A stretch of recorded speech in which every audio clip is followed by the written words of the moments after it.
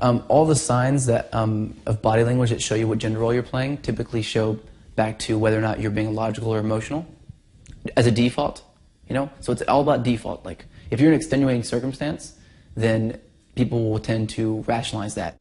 The most typical body language is eye contact in this situation, because people who are playing the nurturing gender role, who are empathetic, who are emotional, when they make eye contact, they look down afterwards, because that's where you access your emotions. So there are different eye accessing cues. An eye accessing cue means that when you look in different directions, you access different parts of your brain. When you look down, you access your emotions. Whenever you look up, you access your visual brain, and left and right is auditory, but that's not really a big deal.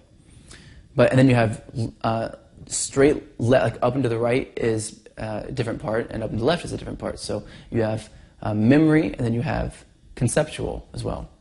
And these are switched with certain people, so you can never be for sure if someone is. Some people look up and to the left for memory, and some people look up and to the right for memory, but typically it's up and to the right. So if I'm trying to remember something like what color my house was as a kid, I'll look this way typically. But if I'm trying to make up a color that my house wasn't, and imagine it in a new color, like with clear walls, with glass walls, I'll look this way and picture it, because it's easier. So the way you can tell, for one, if someone's being a nurturer and playing the nurturing gender role, is that when they make eye contact with you, they look down. Now, if a man makes eye contact with you and he looks down, that means he's typically unsure of his gender role, which means he's typically a weaker guy. So you want to make sure as a man that whenever you look at someone in the eyes, regardless, that you hold eye contact and you don't look down immediately afterwards, because it's a sign of, not just a sign of submission, which it is, but that's not that big of a deal. It's a sign of emotional weakness in that moment, and which is fine. For women, that's actually that's the female gender roles. That's the weakness of their gender roles that they feel all the time.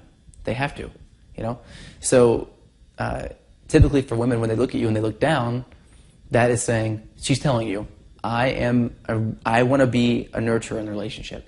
And if you look at her and you smile and you look her directly in the eyes and you're still standing up straight and your head's tall, then you're saying, I want to be the provider protector in a relationship. Does that make sense? So it comes down to like what seems to be dominant and submissive body language, but really it's male gender role or female gender role body language.